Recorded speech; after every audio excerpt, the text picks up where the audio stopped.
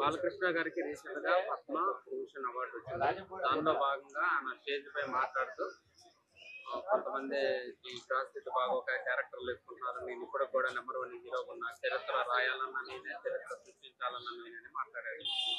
దానిపైన ఒక ఆడియన్ గా మీరు వ్యాఖ్య చేస్తారు. అయ్యా బాలకృష్ణ గారి లాంటి నటుడు పుట్టడం అనేది తెలుగుదేశం అంటే మన 2 రాష్ట్రాలు చేసుకున్న జన్మజన్మల పుణ్యం అన్నట్టు. ఒక నటుడిగా ఆయన డైలాగ్ డెలివరీ నేను చూశాను. ఆయనకు డైలాగులు అనేవి బట్టి పట్టాల్సిన అవసరం లేదు. ఒకసారి వింటే అనర్గళంగా ఎన్ని పేజీల డైలాగులైనా అని అవలీలగా చెప్పగలడు. ఆయన చెప్పిన దాంట్లో ఏ మాత్రం కూడా తప్పులేదు. నేను 50 ఏళ్ళు అయినా కానీ హీరోగా చేస్తున్నాను అని చెప్పి అంటే ఇప్పుడు కూడా ఆయన జ్ఞాపక శక్తి అంత ఉంది.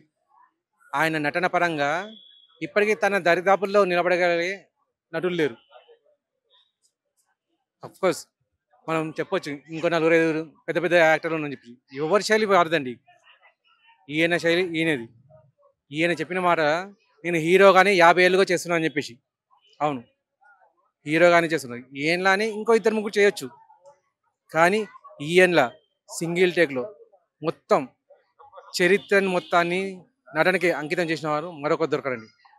ఈయన తండ్రి గారు నందమూరి తారక రామారావు గారి తర్వాత ఈయన దొరకడం అదృష్టం ఉన్నట్టు. అఫ్కోర్స్ ఇంకో హీరోలు ఉన్నారు, వారి గురించి మనం తక్కువ చేసి చెప్పడం అనేది కాదు. వారి విలువ వారికే ఉంది. ఈయన మాట వచ్చినప్పుడు ఈయన విలువ మాత్రమే మనం తీసుకుంటాం.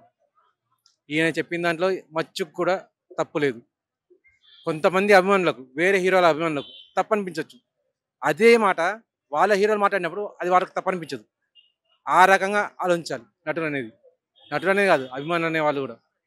ఇప్పుడు ఒకటి చూడండి, ఎంతోమంది హీరోలు వాళ్ళ ఫ్యామిలీ వాళ్ళు ఇంతకుముందు సినిమా ఇండస్ట్రీలో ఉండి అలా వచ్చి ఇలా వెళ్ళిపోయారు. ఆ విషయాలు అందరికీ తెలుసు. సినిమాలో నటించే వాళ్ళకి తెలుసు, సినిమాలో నటించని వారికి తెలుసు, సినిమాల కోసం తాపత్రయపడి సినిమాలో రాలేకపోయే వాళ్ళకి కూడా తెలుసు అది ఎంత కష్టం అని చెప్పేసి. సినిమాలో హీరోగా రావడం అనేది జన్మ జన్మల పుణ్యాలకు మాత్రమే సంభవిస్తుంది. ఆ సినిమాలకు హీరోలుగా జీవితాంతం పనిచేయడం అని చెప్పేసి నందమూరి కుటుంబానికి మాత్రమే దక్కుతుంది. అందులో అతిశయోక్తి అనేది ఇసుమంత కూడా లేదు.